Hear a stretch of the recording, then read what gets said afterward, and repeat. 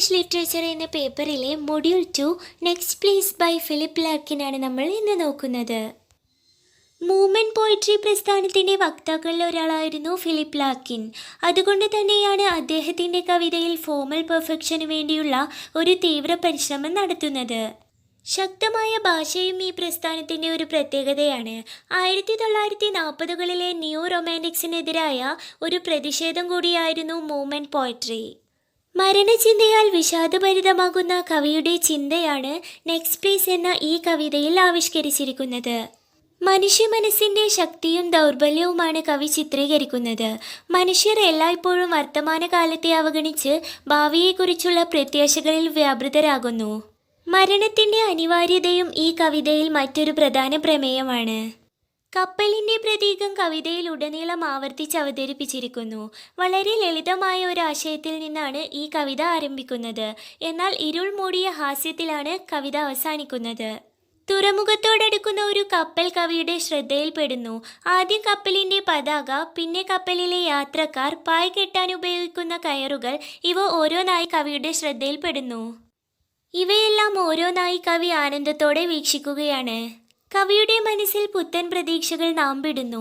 എന്നാൽ തീരത്തിനടുത്തേക്ക് വരുന്നതിനു പകരം ആ കപ്പൽ തുറമുഖത്തിന് മുന്നിലൂടെ കടന്നു പോകുന്നു. അതോടെ നമ്മുടെ എല്ലാ പ്രതീക്ഷകളും അവസാനിക്കുന്നു. വളരെ ക്ഷമാപൂർവം ആകാംക്ഷയോടെ നമ്മുടെ കാത്തിരിപ്പിനൊടുവിൽ നിരാശയിൽ അവസാനിക്കുന്നു. നമ്മുടെ തുറമുഖത്ത്, നമ്മുടെ തീരത്ത് കൊണ്ടുവന്നിറക്കുമെന്ന് നാം പ്രത്യാശിച്ച കപ്പലിലെ ചിറകുകൾ ഒരു നോക്കു കാണാൻ പോലും നമുക്ക് അവസരം തരാതെ നമ്മിൽ നിന്ന് അകന്നു പോകുന്നു.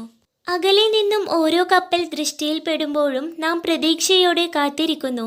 എന്നാൽ അതൊന്നും നമ്മുടെ അടുത്തുപോലും വരാതെ നമ്മെ ഏറെ ആശിപ്പിച്ച് അവസാനം നിരാശപ്പെടുത്തി നമ്മുടെ കൺമുന്നിലൂടെ കടന്നു പോകുന്നു. അവസാനം ഒരു കറുത്ത കപ്പൽ നമ്മുടെ തീരത്തടുക്കുന്നു. തീരത്ത് കാത്തിരിക്കുന്നവർക്കായി തുറമുഖത്ത് നങ്കൂരമിടുന്നത് ഈ കപ്പൽ മാത്രമാണ്. പ്രസ്തുത കപ്പലിൻ്റെ പായെല്ലാം കെട്ടിവെച്ചിരിക്കുന്നത് നമ്മെ ശരിക്കും ഭയപ്പെടുത്തുന്നു. അവയുടെ കറുത്ത പായ് അശുഭസൂചകം തന്നെയാണ്. അവസാനിക്കാത്ത നിശബ്ദതയാണ് തീരത്തടുത്ത ഈ കപ്പലിലെ ഏക ചരക്ക്. അശുഭസൂചകമായ ഈ കപ്പൽ തീരത്തണയുന്നതോടെ നമ്മുടെ മരണവും സംഭവിക്കും. ആ കപ്പലിൻ്റെ യാത്ര വെള്ളത്തിൽ ഓവുചാലുകൾ തീർക്കുന്നില്ല. അതിൻ്റെ പായകൾ നമുക്ക് തീർത്തും അപരിചിതങ്ങളാണ്. പ്രതീക്ഷകളോടെ കാത്തിരിക്കുന്നവന് എന്തെങ്കിലും പ്രതിഫലം മരണമാണെന്നു മാത്രം. മനുഷ്യജീവിതത്തിലെ പ്രധാന സവിശേഷതകളിൽ ഒന്നാണ് ഒരു പ്രതീക്ഷ അസ്തമിക്കുമ്പോൾ തൽസ്ഥാനത്ത് മറ്റൊന്ന് രൂപമെടുക്കൽ. ഈ പ്രക്രിയ തുടർന്നുകൊണ്ടേയിരിക്കുന്നു. മരണത്തോടെ മാത്രം ഈ പ്രക്രിയ പൂർത്തിയാകുന്നു. സാർവത്രികമായ ഒരു സത്യം വളരെ ലളിതമായ രീതിയിൽ കവി ഇവിടെ അവതരിപ്പിക്കുന്നു. ഇത്രയുമാണ് നെക്സ്റ്റ് പ്ലേസ് എന്ന ഈ കവിതയിൽ ഫിലിപ്പ് ലാർക്കിൻ വിശദീകരിക്കുന്നത്. കവിതയിലുള്ള കപ്പലിനെ കവി മരണത്തോടാണ് ഉപമിക്കുന്നത്. ജീവിതത്തിലെ ഓരോ പ്രതീക്ഷകളും കപ്പൽ തീരത്തടുക്കുന്നതിന് തുല്യമാണ്. മനുഷ്യന് ജീവിതത്തിൽ ഒരുപാട് പ്രതീക്ഷകളുണ്ടാകും.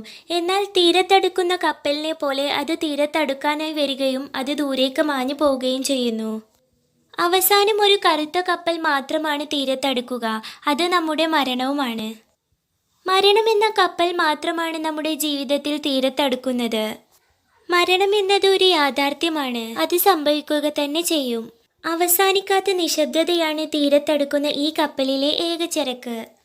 മോഡേൺ ഇംഗ്ലീഷ് ലിറ്ററേച്ചർ എന്ന ഈ പേപ്പറിലെ മൊഡ്യൂൾ 2-വിൽ ഒരുപാട് കവിതകളുണ്ട്. അതെല്ലാം വളരെ ചെറിയ ചെറിയ കവിതകളാണ്. എന്നാൽ അതിൻ്റെ ആശയങ്ങൾ വളരെ വലുതാണ്. നെക്സ്റ്റ് പ്ലേസ് എന്ന ഈ കവിതയിൽ ഫിലിപ്പ് ലാർക്കിൻ നടക്കാൻ പോകുന്നതും യാഥാർത്ഥ്യവുമായ മരണത്തിൻ്റെ ഓർമ്മപ്പെടുത്തലും അതിൻ്റെ ഭയാനതയുമാണ് ഈ കവിതയിൽ ഉൾപ്പെടുത്തിയിട്ടുള്ളത്. എൻ്റെ ഈ ക്ലാസ്സുകൾ നിങ്ങൾക്ക് യൂസ്ഫുള്ളായി തോന്നുന്നുണ്ട് എങ്കിൽ വീഡിയോ ലൈക്ക് ചെയ്യുക, മറ്റുള്ളവർക്ക് കൂടെ ഷെയർ ചെയ്യുക.